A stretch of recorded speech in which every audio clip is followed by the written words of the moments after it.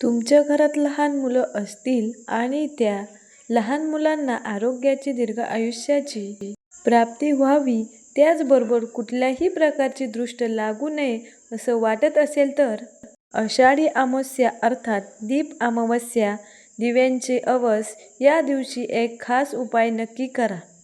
कोणता आहे तो उपाय? चला जाणून घेऊया, पण त्याआधी चॅनलला सबस्क्राईब करा. आषाढ अमावस्या ही 12 ऑगस्ट 2026 रोजी आषाढ अमावस्याला दिव्यांची अवस किंवा दीप अमावस्या सुद्धा म्हटलं जातं, कारण या दिवशी घरातल्या सगळ्या दिव्यांची पूजा केली जाते. ही पूजा करत असताना घरातल्या लहान मुलांना औक्षण करणं हेही महत्त्वाचं आहे. आषाढ अमावस्येला घरातल्या लहान मुलांना औक्षण केल्याने त्यांना दीर्घ आयुष्याची प्राप्ती होते. त्यांना आरोग्याची प्राप्ती होते. त्याचबरोबर कुठल्याही प्रकारची दृष्ट लहान मुलांना लागत नाही असं म्हटलं जातं. पण हे औक्षण कसं करावं? तर सगळ्यात आधी दीप अमावस्येच्या दिवशी घरातले सगळे लहान मोठे दिवे जे आहेत ते काढून स्वच्छ करावे. अगदी छोटी पंती असेल किंवा मोठ्या समया असतील असे जे दिवे तुम्ही वर्षभर वापरता किंवा वापरतही नाही असे सगळे दिवे काढून घासून पुसून स्वच्छ करावे. या दिव्यांना आषाढ अमावस्येला आराम द्यायचा असतो, त्यांची पूजा करायची असते. आषाढ अमावस्येच्या दिवशी या प्रकारे दिव्यांची पूजा केल्यानंतर या पूजेमध्ये आता तुम्हाला कोणत्या प्रकारचे दिवे लावायचेच तर कणकेचे दिवे लावायचे आहेत. कणिक भिजवताना गुळाच्या पाण्याचा वापर करावा. ही कणिक भिजवायची आणि गुळाच्या पाण्याचा वापर करून भिजवलेल्या या कणकीचे दिवे बनवायचे. सगळ्यात आधी एक गोळा बनवायचा आणि त्या गोळ्याला दिव्याचा आकार द्यायचा. त्यानंतर तुपाच्या वाती घालून तूप घालून हे दिवे प्रज्वलित करायचे आणि याच दिव्यांनी घरातल्या सगळ्या दिव्यांना ओवाळायचं. जी पूजा तुम्ही मांडलेली असेल त्या दिव्यांना ओवाळायचं आणि याच कणकेच्या दिव्यांनी घरातल्या लहान लहान मुलांचं औक्षण करायचं. आता हे कणकेचे दिवे किती बनवावे? तर तुम्ही अगदी 5, 7, 9, 11 या पटीमध्ये हे कणकेचे दिवे बनवू शकता. आषाढ अमावस्येला आणखीन कुठल्या गोष्टी केल्या जातात तर पितृदोषाचे निवारण करण्यासाठी पितृदोषाचे उपाय सुद्धा केले जातात. आषाढ अमावस्येच्या दिवशी श्राद्ध, तर्पण, पिंडदान या गोष्टी सुद्धा केल्या जातात. गरजूंना दानधर्म केला जातो. गाय, कावळे, मुंग्या इत्यादींना सुद्धा पीठ, साखर, गूळ अशा प्रकारे गोष्टी खाऊ घातल्या जातात.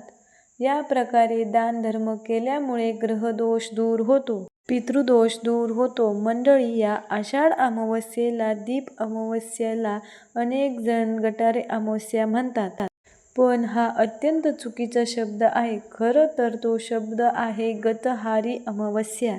अर्थात या दिवसापासून श्रावणाला सुरुवात होते आणि श्रावणामध्ये अनेक प्रकारे वेगवेगळ्या गोष्टी आहारातल्या सोडल्या जातात, वर्ज्य केल्या जातात. गतहारी शब्दाची फोड अशी आहे, गत आणि आहार. गत म्हणजे त्याग करणं आणि आहार तर तुम्हाला माहीतच आहे, विशिष्ट आहाराचा त्याग करणं. आणि अशा गोष्टीला या अमावस्येपासून सुरुवात होते, म्हणून तिला गतहारी असं म्हटलं आहे.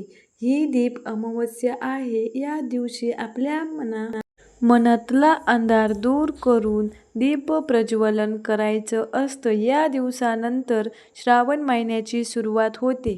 म्हणूनच श्रावण महिन्यात संपूर्ण महिनाभर जो सात्विक आहार घेतला जातो त्याचा संकल्प या दिवशी करायचा असतो. पण समाजात मात्र या अमावस्येबद्दल प्रचंड गैरसमज आहे आणि त्यामुळे या दिवशी मांस आणि मदिरा यांचं नको तेवढं सेवन करून लोक हा दिवस वाया घालवतात असं म्हणायला हरकत नाही. कारण या दिवसाची जास्तीत जास्त लाभ हा आपल्या कुटुंबाच्या प्रगतीसाठी करून घ्यायचा असतो. या दिवसापासून आपल्या आध्यात्मिक उन्नतीची सुरुवात करायची असते. आपल्या आध्यात्मिक प्रवासाची सुरुवात करायची असते, पण या उलट अर्थ घेऊन अधोगतीची सुरुवात केली जाते. आपल्या संस्कृतीत सांगितलेल्या प्रत्येक गोष्टीचा खरा अर्थ समजून घ्यायचा असतो. तो आपल्याला उन्नतीकडे घेऊन जातो. आषाढ अमावस्येच्या दिवशी पूर्वजांचे आशीर्वाद मिळवावे यासाठी तुमच्या घराचं जे प्रवेशद्वार आहे तिथे मोहरीच्या तेलाचा दिवा लावावा. संध्याकाळच्या वेळेला त्याचबरोबर पिंपळाच्या झाडाखाली सुद्धा तिळाच्या तेलाचा दिवा लावावा किंवा मोहरीच्या तेलाचा दिवा लावावा. या दिवशी लावणे पूर्वजांचे आशीर्वाद मिळवण्याच्या दृष्टीने उत्तम मानलं जातं. आषाढ अमावस्येला काही गोष्टी अजिबात करू नये. मांसाहार करू नये, केस कापू नये, नख कापू नये, कोणतीही शुभ कार्य जसं की लग्न, गृहप्रवेश या गोष्टी टाळाव्यात. आषाढ अमावस्येला कर्ज देणं घेणं टाळावं. त्याचबरोबर आषाढ अमावस्येच्या दिवशी घरामध्ये वादविवाद, भांडणं टाळावी, कारण यामुळे नकारात्मकता वाढते. घरात सुखसमृद्धी येण्यासाठी घरातल्या सगळ्या दिव्यांची पूजा या दिवशी करणे आवश्यक आहे. पूजा कशी करायची हे तुम्हाला जाणून घ्यायचं असेल तर त्या संदर्भातला व्हिडिओ आपल्या राजवीर डेली वेब्स या चॅनलवर दिलेला आहे. त्याचबरोबर कणकेचे दिवे कसे बनवायचे या संदर्भातला व्हिडिओसुद्धा आपल्या राजवीर डेली वेब्स चॅनलवर दिलेला आहे. त्याचबरोबर या अमावस्येला जर कोणी गटारी म्हणत असेल तर त्याच्या ज्ञानामध्ये थोडी भर टाका आणि त्याला सांगा की बाबा रे, तो शब्द गटारी नसून गतहारी आहे.